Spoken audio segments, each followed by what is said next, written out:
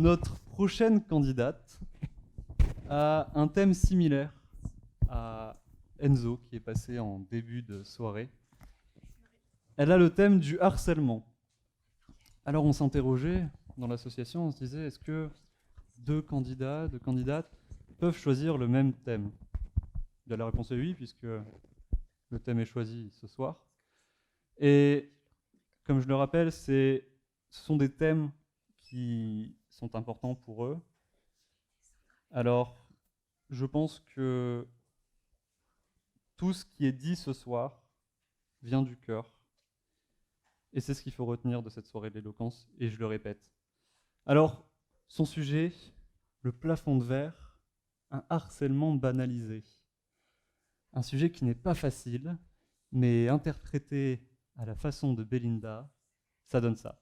Je vous laisse l'applaudir, Belinda!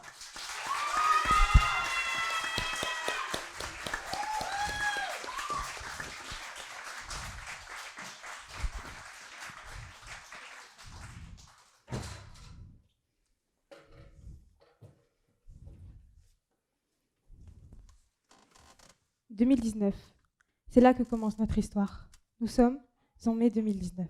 Et une jeune fille rit avec celle qu'elle pensait être ses amies. Pour elle, tout va bien.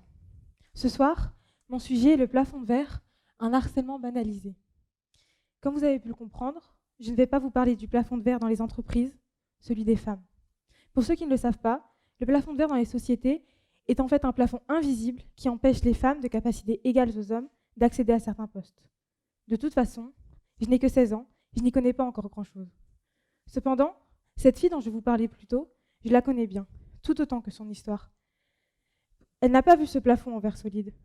Pour être honnête, je ne sais pas si c'est le harcèlement qui est banalisé ou les histoires racontées. Sur Internet, j'ai trouvé la définition juridique du harcèlement. Le harcèlement, c'est lorsque les agissements répétés d'une personne portent atteinte aux droits et à la dignité d'une autre personne. Cela doit avoir des conséquences sur sa santé mentale ou physique et compromettre son avenir professionnel. Revenons-en à notre fille. Elle avait une amie qui s'appelle Maëlle. La meilleure amie de celle-ci s'appelle Charlotte. Le début, une dispute entre deux copines de troisième pour un projet d'art plastique. Ce plafond de verre, pour moi, est l'incarnation parfaite du harcèlement. Car, pour l'instant, on peut dire qu'elle ne voit pas ce qui va lui arriver. C'est invisible, comme le verre. Vous pouvez demander à toutes les victimes, avant de le devenir, elles n'auraient jamais deviné le subir. On est à présent en avril, la semaine avant les vacances. Une petite dispute, pensait-elle. Amie depuis la primaire, malgré une pause, donc ça va se tasser. Le sujet a été oublié. Vient le vendredi soir des vacances.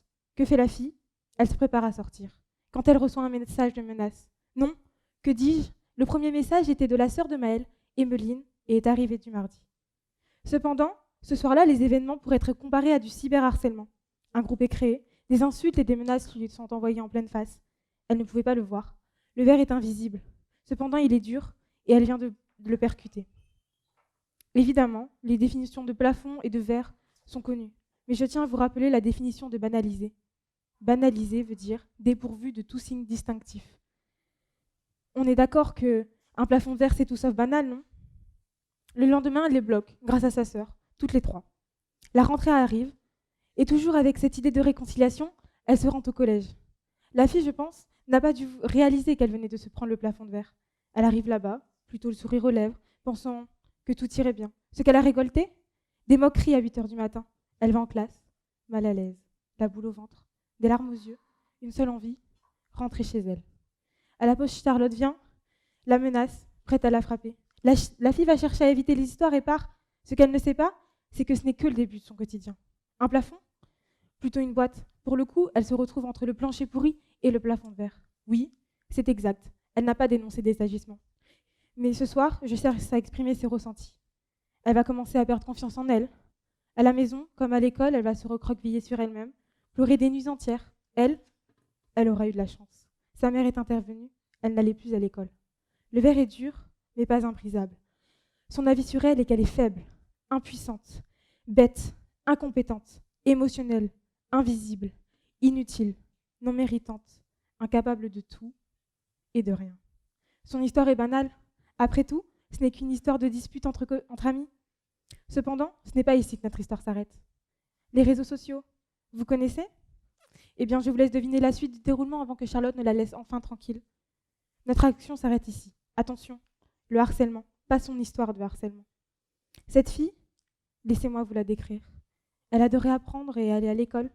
Sa moyenne a chuté, et ce n'est qu'en ce début d'année scolaire qu'elle a réussi à retourner à l'école. Elle a perdu sa seconde. Ses prières? La mort. Non, c'est vrai, elle n'a pas porté plainte.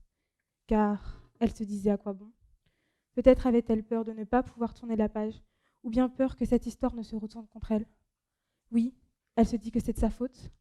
Elle avait peur que rien ne se passe, rien ne change, et tout s'empire, qu'on lui reproche ou qu'on lui hurle au nez en lui disant qu'elle se fait des idées, car comparé à ce qu'on pourrait croire, elle en a parlé. L'a dit aux surveillants, au CPE. Et elle n'est pas la seule, beaucoup en ont parlé. Mais qu'ont-ils reçu en retour? Rien. Que dalle. Parce que dans ce monde, personne réagit, personne ne voit rien. Je n'ai pas été claire sur quoi on l'a attaqué. Eh bien, sur sa couleur de peau, son père qui l'a abandonnée et qui ne revient que pour lui faire du mal, son placement et sa crédulité à aider ceux qui se sont moqués d'elle au moment T. Aujourd'hui, on ne peut pas dire qu'elle croule sous les amis. Elle ne sort plus, car elle vit dans la peur de les recroiser. Elle a peur que cette histoire n'ait pas de fin. C'est ici que le verre se brise. Les éclats sont des cicatrices internes, telles que la perte d'elle-même, d'amour pour elle, de confiance en elle, aux autres. En s'enfermant sur elle-même, elle s'est éloignée de ceux qu'elle aimait. Elle a perdu confiance en absolument tout le monde et a enterré ses sentiments encore plus profonds que l'on ne pourrait l'imaginer. Ses proches se sont également pris ces bouts de verre. Je vous avais dit qu'elle avait peur que cette histoire n'ait pas de fin. Pourquoi? Eh bien par le seul fait que quand elle croit s'en être enfin sortie, elle se reprend tout en pleine figure. Pour vous dire qu'en ce début d'année 2021, elle s'est légèrement mutilée.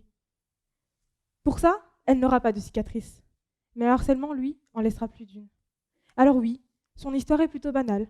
Elle n'a pas vécu pire que certains, comme Jonathan Destin, par exemple. Oui, son histoire à la police sera banalisée, comme pas mal l'ont été avant elle. Non, elle ne sait pas ou n'a pas tenté de se suicider. Elle n'a pas été tabassée. Non, elle n'en parle pas très souvent. Oui, elle continue de sourire et rire.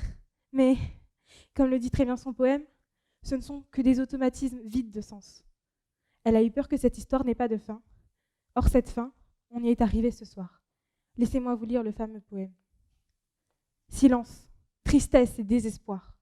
Harcèlement, antonyme à espoir. Je l'ai tant gardé dans mon armoire. Pourquoi faut-il que ce soit mon histoire?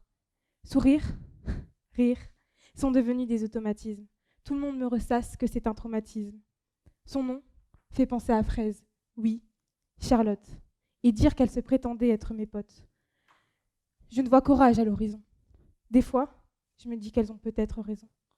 Je ne sais plus, je n'arrive plus à me trouver belle. Et quand je pleure, je ne sais que dire merci Maëlle. Et oui, cette fille, c'est moi. Ce soir, je ne souhaite pas dénoncer des agissements, donner des conseils aux autres. Je souhaite ouvrir les yeux sur une partie de la réalité, celle d'un harcelé, la mienne. Je souhaite également prouver au monde, en particulier à mes proches, que je peux m'en sortir. Pour moi, le harcèlement est comme un tatouage, une maladie génétique, un cancer, une cicatrice, même de l'amour. Ce que j'entends par là, c'est que ça vient, mais ça ne repart jamais complètement. C'était mon histoire, pas celle de quelqu'un d'autre. Elles sont toutes différentes. Et parfois même, on ne se rend même pas compte. Alors, on aurait besoin que quelqu'un nous aide. Cette histoire, mon histoire, est banale pour beaucoup.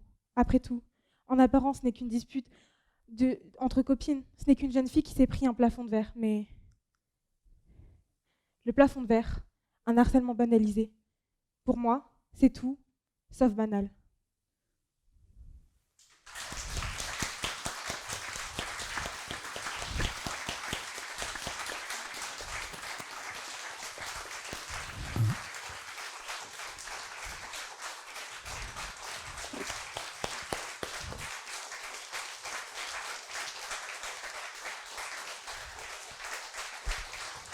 Merci beaucoup, Belinda.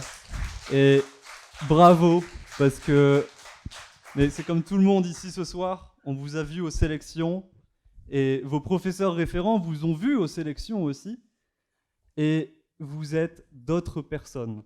C'est incroyable, et on se faisait la réflexion avec Sarah. Donc bravo vraiment à toutes celles et ceux qui sont passés, et bravo à toi, Belinda. Merci. Jury. Le jury est quasiment quoi devant cette prestation tout à fait émouvante cette approche de l'enfermement qui a été si bien décrite et approchée. Mais au-delà de ce plafond de verre, est-ce qu'il n'y a pas finalement la possibilité de saisir une main qui passerait ce plafond et qui vous permettrait de sortir de cet enfermement? J'ai eu des mains qui m'ont été tendues, moi, personnellement. Après, ce n'est pas le cas pour tout le monde. Par exemple, ma mère, qui est là-bas, elle m'a beaucoup soutenue et aidée, tout comme ma sœur. Et... Excusez-moi. Merci. Je pense qu'on posera qu'une question pour cette prestation, mais merci Belinda.